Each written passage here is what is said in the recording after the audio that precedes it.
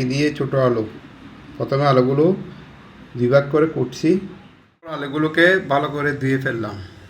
প্রথমে তেল দিয়ে তেলটা একটু গরম করলাম, এরপর পেঁয়াজ কুচি দিলাম। এবার পেঁয়াজগুলো তেলের মধ্যে দিয়ে একটু হলুদ আকৃতি করবো,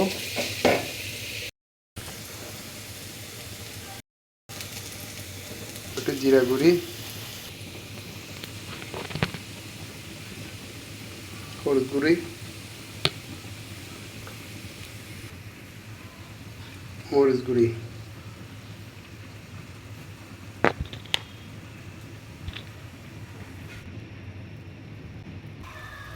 এরপর পানি দিয়ে একটু একটু রাখবো, কিছুক্ষণ রাখবো। এরপর শুটকিগুলো দিয়ে একটু কষা ফেলতে হবে।